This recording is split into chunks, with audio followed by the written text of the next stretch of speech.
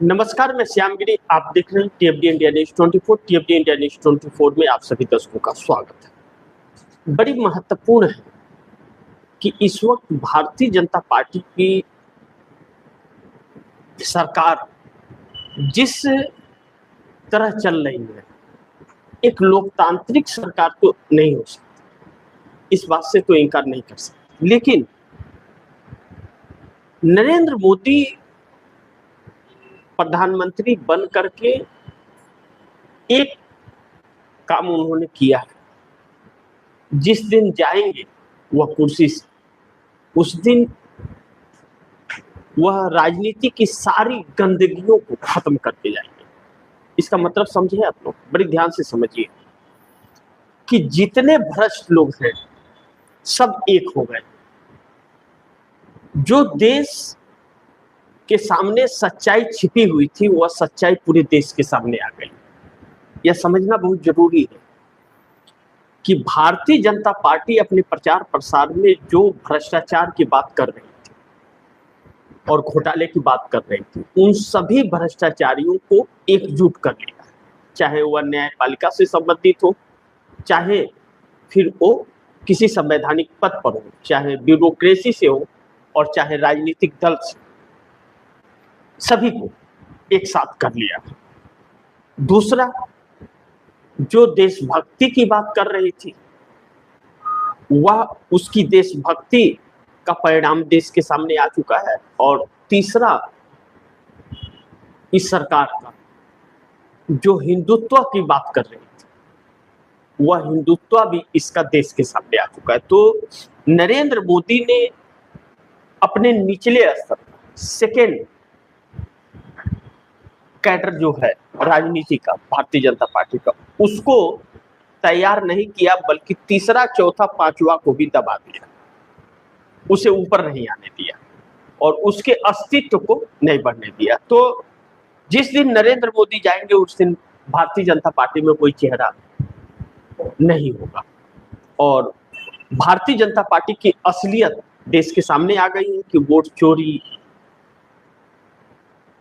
हत्या आरोप जैसे मामले, एक सांप्रदायिकता को बढ़ावा देना, जिस तरह से बुलडोजर चले या झूठ पड़े, यह सारी चीजें सामने आ गई। अब सवाल यह है कि गडकरी समय समय पर आंखें खोलते रहे सबके, समय समय पर इस सत्ता को लेकर के सत्ता में रहते हुए भी वह बयान देते रहे। जैसे राजा को सुनने की आदत डाल लेनी चाहिए, यानी कि नरेंद्र मोदी को तंज कसा था उन्होंने। अब उसके बाद उन्होंने कहा राजा के मंत्री इस्तीफा देना शुरू कर देंगे, उसकी भी आदत डाल लेनी चाहिए। राजा की प्रजा इस्तीफा देने लगेगी, यानी कि कार्यकर्ता इस्तीफा देने लगेंगे, पदाधिकारी देने लगेंगे, इसको लेकर के तंज किया उन्होंने। उसके बाद उन्होंने कहा कि अपनों को ही खत्म करने का और जिन्हें ज्ञान है, अनुभव, उसे खत्म करने का प्रयास राजा कर रहा है। तानाशाही की भी बात की नितिन गडकरी ने, लेकिन नितिन नवीन जिस दिन राष्ट्रीय अध्यक्ष बने उस दिन उनको यह कहना पड़ा कि अब किसी को इज्जत बचानी है तो वह इस्तीफा देकर के चला गया। अंततः उन्होंने दिल की बात कह दी कि अब किसी की इज्जत नहीं बची है, जिसे अपनी इज्जत बचानी है वह इस्तीफा देकर के चला जाए, तभी इज्जत बचेगी, अन्यथा इसी लपेटे में आएगा और इसी पाप का भागीदार बनेगा। ताजा बयानों के अनुसार उन्होंने जो ताजा बयान दिया कि घर की मुर्गी दाल बराबर और बाहर से आने वाले को सम्मान, यह बात उन्होंने कही। अब आते हैं उन मूल मुद्दों पर। यह नितिन गडकरी के बयान जिसने आंखें खोली, उनके बयानों में सच्चाई थी जो अब घटक होते हुए वह चीजें दिख रही हैं। मैंने जैसा कहा कि गडकरी ने आंखें खोल दी, बगावत और इस्तीफा शुरू। तो हम पहला इस पर फोकस रखेंगे कि गडकरी ने आखिर के कैसी आंखें खोल दी। मैंने आप सब दर्शकों के सामने प्रस्तुत किया उसे। बगावत और इस्तीफा शुरू, इस पर सेकंड पार्ट्स रखेंगे, और नीतीश नायडू सिंधे हुए बागी थर्ड पार्ट्स इस पर रखेंगे। अब नितिन गडकरी के इन बयानों को, इस वक्त की भारतीय जनता पार्टी की राजनीति को हम देखते हैं तो भारतीय जनता पार्टी के अंदर भी अब सुगबुगाहटें तेज हो गई है नरेंद्र मोदी को लेकर के।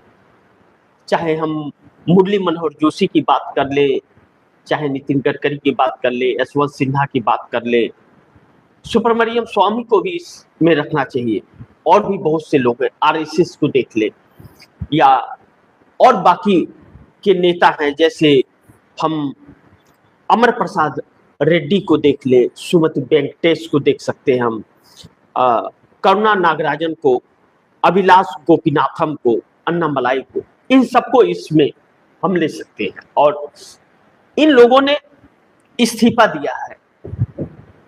एक खबर और आई है बड़ी चौंकाने वाली, जिसको लेकर के मैं 2 दिन से चर्चा कर रहा था आप दर्शकों के सामने की, बहुत बड़ी टूट, 16 इस्तीफे पेश हुए हैं तमिलनाडु से, 15 से 16 इस्तीफे पेश हुए, और वह पूरी तरह से अन्नामलाई के साथ है। लेकिन एक खबर बड़ी चौंकाने वाली आ रही है, अभी वह खबर प्रमाणित तो नहीं हुई है, लेकिन एक खबर आ रही है, कल देर शाम यह खबर आई कि अन्नामलाई अपने इन सभी लोगों के साथ कांग्रेस ज्वाइन करने वाले हैं।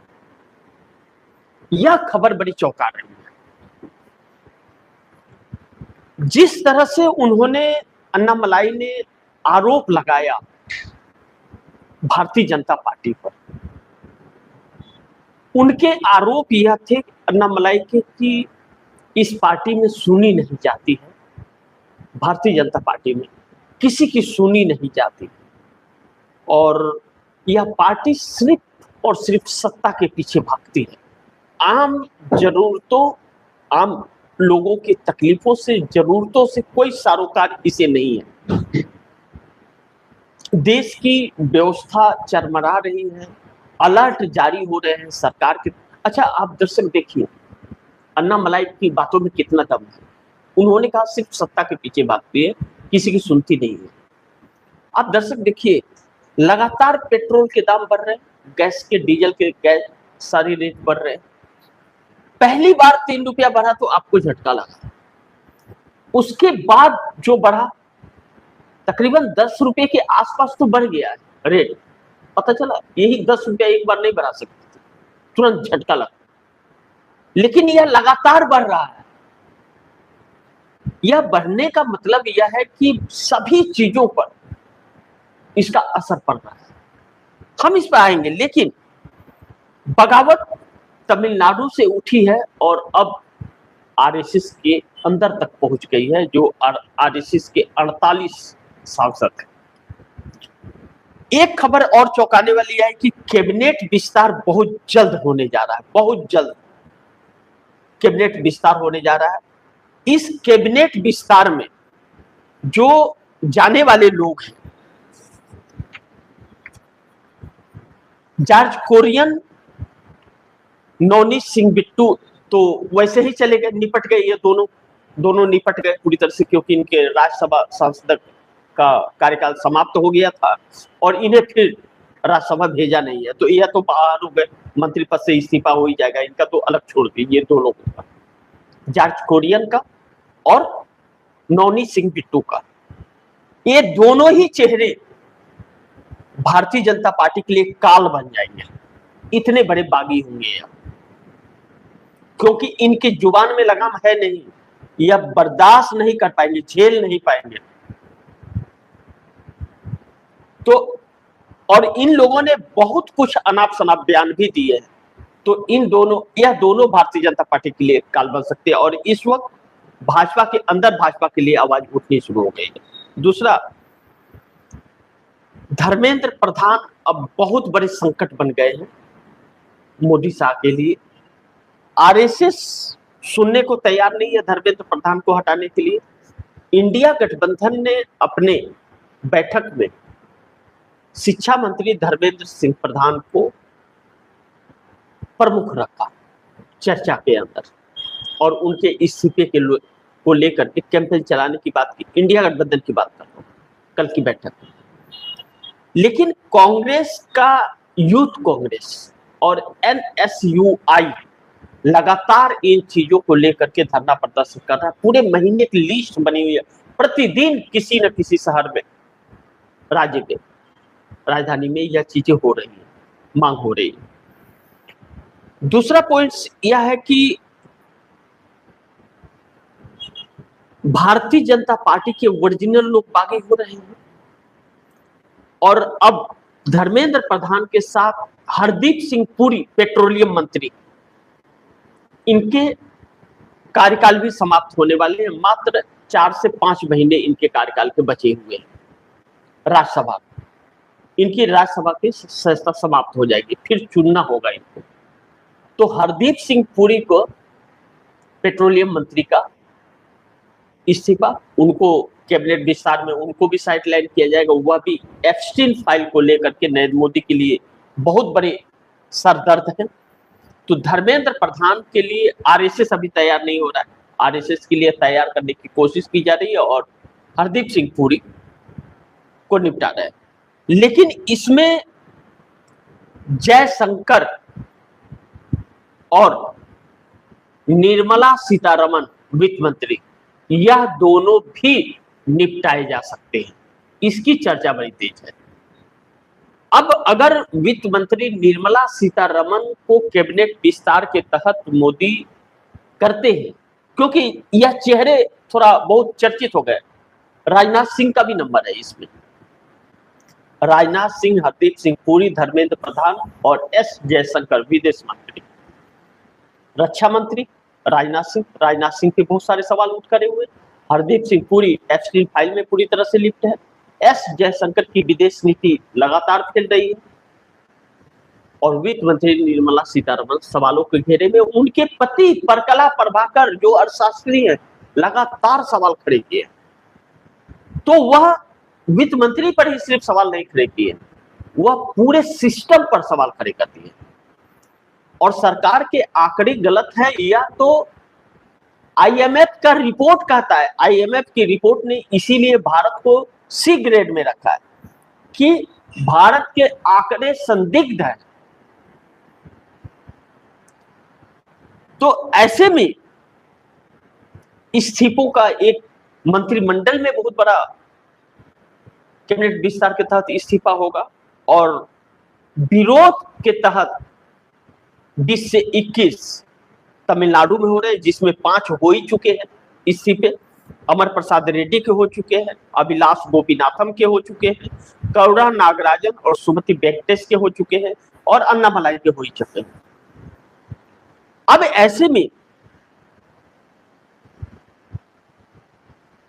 अगर मोदी का पीएम चेहरा बदल देंगे नीतीश नायडू सिंधे मिल करके, इस तरह की चर्चा अगर होती है, तो क्या नीतीश नायडू सिंधे को मोदी से दिक्कत है? इसमें 2 पॉइंट्स हैं जिस पर हम लोग को चर्चा कर लेना चाहिए। पहला, गडकरी ने सही कहा था, इस्तीफा देकर जाओ, इज्जत बचाना है।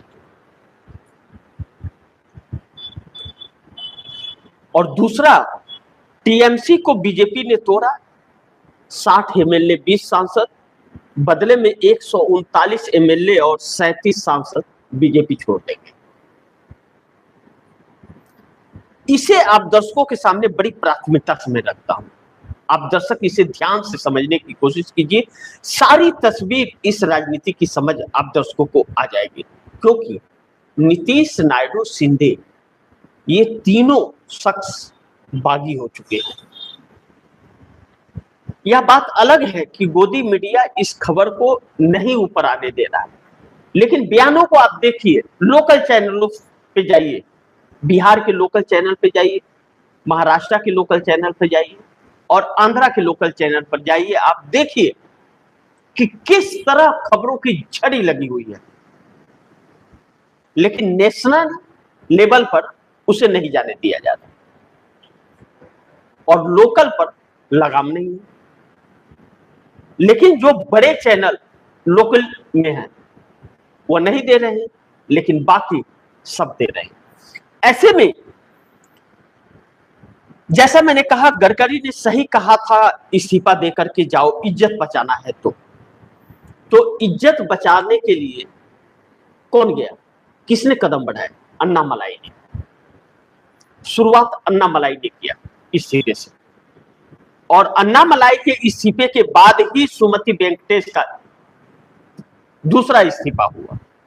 नंबर 3 पर करुणा नागराजन आए, और नंबर 4 पर अमर प्रसाद रेड्डी आए, और नंबर 5 पर अभिलाष गोपीनाथम आए। और उसके बाद 16 लोगों की एक फेरी पूरी आ गई। अब सवाल यह है कि भारतीय जनता पार्टी से नीतीश नायडू सिंधे जो अभी तक सरकार से जुड़े हुए थे लगातार, यह क्यों बागी हो गए? अचानक ऐसी क्या हो गई? राज्यसभा सांसद 4 सीटें खाली हुई आंध्र प्रदेश से, तो भारतीय जनता पार्टी क्यों अपना वहां बनाना चाह रही थी? क्योंकि उसे राज्यसभा के अंदर अपना बहुमत चाहिए भारतीय जनता पार्टी को। तो चंद्रबाबू नायडू अगर सरकार के साथ है तो इनसे एक लेने की कोशिश की, जबकि 8 ही विधायक हैं, इसके 8 विधायक, सवाल ही नहीं उठता। तो चंद्रबाबू नायडू ने अपना समर्थन नहीं दिया, और ना ही पवन कल्याण ने दिया, क्योंकि वह डिप्टी सीएम है तो उनको नायडू के साथ रहना है। नायडू ने डिप्टी सीएम बनाया, मोदी ने थोड़ी बनाया। और वह 8 विधायक भी भाजपा के नाम पर थोड़ी आए हैं, वह तो टीडीपी से वोट मिले हैं उनको, वस्तु तो है नहीं भारतीय जनता पार्टी की आंध्र में। तो चंद्रबाबू नायडू ने इनकार कर दिया। इसके कारण है ममता बनर्जी के साथ जिस तरह से पेश आई सरकार, इससे यह साफ हो गया कि एक पागल हाथी पगला करके सड़क पर निकली है और सबको रौंदते जा रही है, काबू में नहीं आ रही है। अब उसे या तो रास्ते से हटाना पड़ेगा, उसका दिशा बदलना पड़ेगा जंगल की तरफ जाने का, और या तो फिर उसको सजा देनी पड़ेगी।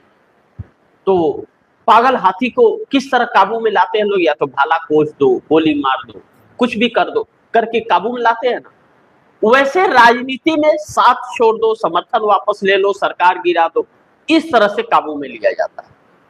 लेकिन ऐसी घटना कभी हमारे देश की राजनीति में हुई ही नहीं थी। ऐसा द्वेष जो किसी पार्टी को पूरी तरह से तोड़ करके अपने लिए इस्तेमाल कर लिया जाए।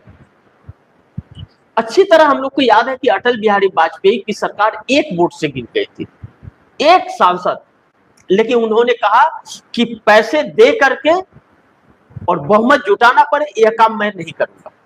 भारतीय जनता पार्टी के थे लाल कृष्ण आडवाणी, विपक्ष भी उनका सम्मान करता था, सत्तारूढ़ दल भी करता था, लेकिन सरकार नहीं बची। अब ऐसे में चंद्रबाबू नायडू ने नहीं दिया, लेकिन जो 20 सांसद अचानक पलटे टीएमसी के और ममता बनर्जी के इंडिया गठबंधन की बैठक में थी। 12 बजे बैठक हो रही है और 12 बजे भारतीय जनता पार्टी के मंत्री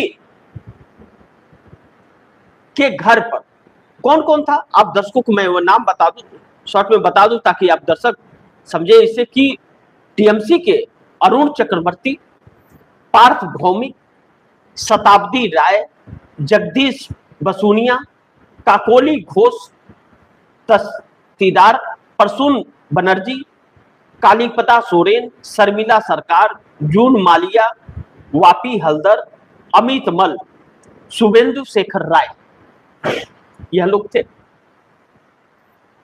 अब यह 12 थे, और अगर पार्टी छोड़ करके जाते हैं तो उसमें उन्हें 19 कम से कम होने चाहिए, अन्यथा दर बदल कानून, संविधान के तहत दर बदल का कानून लग जाएगा, संस्था चली जाएगी। अब मीडिया में इंडिया गठबंधन की खबर ना चले, इसके लिए मीडिया में यह कहा जाने लगा कि नहीं नहीं 20 हो गए, 20 हो गए, 20 हो गए, 16 हो गए, 15 हो गए, 17 हो गए, 18 हो गए, 20 हो गए। मीडिया ही 20 कर दिया, जबकि 12 लोग काउंटिंग में तस्वीरों में आए हुए हैं। तस्वीरें देश के सामने आ गई हैं और भारतीय जनता पार्टी के पाटिल के घर में यह बैठक हो रही है, जहां से एक तरफ 1.5 किलोमीटर पर पार्लियामेंट है और 3 किलोमीटर 2.5 किलोमीटर पर सुप्रीम कोर्ट है। नाक के नीचे सब कुछ हो रहा है, तोड़ा जा रहा है। अब अगर 12 20 हो गए, 20 अगर मीडिया के हिसाब से 20 हो गए, तो 18 से 12 घंटे के अंदर रातों रात यह खबर सुबह भोर होते होते आ गई कि 5 फिर वापस हो गए ममता बनर्जी के साथ, उनकी जमीन जाग गई। तो यहां पर प्लान पूरी तरह से धराशाह हो गया भारतीय जनता पार्टी का। और अब नीतीश और नायडू शिंदे इन चीजों को, इस तस्वीर को देख करके उन्हें यह लगा कि जब यह इस हद तक जा सकते हैं, एनडीए गठबंधन से उपेंद्र कुशवाहा थे तो उनको दगा दे दिया बिहार में, उनके बेटे दीपक प्रकाश को मंत्री पद से इस्तीफा देना पड़ेगा क्योंकि एमएलसी का टिकट नहीं दिया, और यह वादा किया गया था चुनाव के वक्त को आपको देंगे, और उनके बेटे को मंत्री बनाया कौन? इसी सरकार ने ही बनाया ना। तो क्यों बनाया जब टिकट नहीं देना था? तो वह अलग हो रही है। जिस तरह से ममता को एक हार गए तो एक बैग तोड़ लिया, एक तो सामदंड भेदभाव से यह ईडी सीबीआई का इतना डंडा बजा के, इतना डरा धमका करके लोगों को तोड़ा जा रहा है, 272 के नजदीक पहुंचने की कोशिश की जा रही है। तो फिर नायडू को नहीं तोड़ेगी, शिंदे को नहीं तोड़ेगी, इस बात की क्या गारंटी है? तो यह चीजें एकनाथ शिंदे को नागवार गुर्जी, और एकनाथ शिंदे ने संपर्क चंद्रबाबू नायडू से किया, और इन सभी चीजों को मद्देनजर भारतीय जनता पार्टी के लिए संकट यह उत्पन्न हो गया कि भारतीय जनता पार्टी का राज्यसभा सांसद चुनने के लिए चंद्रबाबू नायडू ने समर्थन देने से इनकार कर दिया। अब नीतीश कुमार के नेताओं के बोल बदल गए हैं, और अब यह हालात उत्पन्न हो गए हैं कि अब इन तीनों, यह तीन जो मजबूती थे इस सरकार, यह सरकार समझ गई है कि हमारे साथ नहीं है, इसलिए टीएमसी के 20 सांसद जरूरी है। 20 होने का मतलब यह है कि 240 भारतीय जनता पार्टी का है, 260 हो जाएगा वह, तो बहुमत के आंकड़े से 12 सीटें कम रहेगी भारतीय जनता पार्टी की, 12 में बाकियों को यह सलट लेगी। 37 अगर जाते हैं तो बचाने को, मैंने एक कार्यक्रम में जब राहुल गांधी ने यह कहा था कि सरकार गिर जाएगी, मोदी का इस्तीफा होगा, तो मैंने आप दर्शकों को एक बात कही थी कि सरकार बनने की बात मत करो, आप सरकार बनने के कोई भी चांसेस नहीं है, लेकिन सरकार गिरने के हजारों चांसेस है। 20 सांसदों ने अगर साथ छोड़ दिया तो मोदी सरकार गिर जाएगी। 20 सांसद मात्र छोड़ दिए साथ तो सरकार गिर जाएगी। उन्हीं 20 सांसदों के लिए यह सरकार परेशान है, उन्हीं 20 सांसदों के लिए यह सरकार परेशान है कि वह 20 हमारे तैयार रहने चाहिए। और कल एक और चौंकाने वाली बात आई कि शरद पवार ने एक बयान दिया कि हम अपनी पूरी जीवन में भारतीय जनता पार्टी को सपोर्ट कभी नहीं करें, भारतीय जनता पार्टी को समर्थन हम नहीं देंगे। लेकिन इन बातों पर खुश होने की जरूरत नहीं है। शरद पवार समर्थन नहीं देंगे, उनकी बेटी तो दे सकती है, उनकी बेटी समर्थन नहीं देगी, सांसद को तो भेज सकते हैं कि पार्टी छोड़ करके जाके उसमें शामिल हो जाओ, टूट फूट का दाग लगा दो एक बार, और क्या फर्क पड़ता है। ऐसा कर चुके हैं वह, ऐसा कर चुके हैं। जहां अडानी की बात आएगी वहां पारिवारिक संबंध हो जाते हैं, फिर विपक्ष को कहेंगे कि ये कोई मुद्दा है, और मुद्दा नहीं है क्या?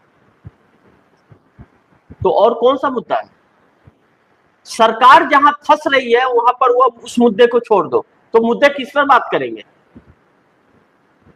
नीतीश कुमार की पार्टी जेडीयू के राष्ट्रीय कार्यकारी अध्यक्ष संजय झा ने कल बयान दे ही दिया, और दीपेंद्र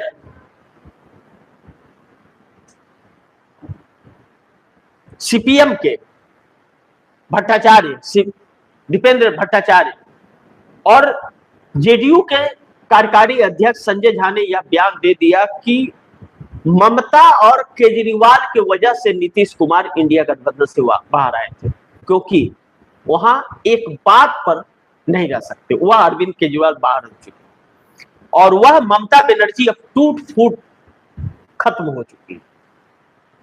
अब उनके सामने एक रास्ते बचते हैं कि वह कांग्रेस में अपने आप को विलय कर दे। यह उनके सलाहकार भी उनको सलाह दे रहे हैं, सोशल मीडिया पर भी चल रहा है, और वरिष्ठ विश्लेषक और वरिष्ठ राजनीतिक विश्लेषक और बड़े बड़े पत्रकारों का भी यह कहना है कि ममता के सामने एक ही विकल्प है, ओनली फॉर वन, कि कांग्रेस में अपने आप को विलय कर दे, तभी पागल हाथी रुक सकता है और तोड़ नहीं पाएगा, क्योंकि लंबी हो जाएगी, फिर तोड़ पाना इसके लिए आसान नहीं।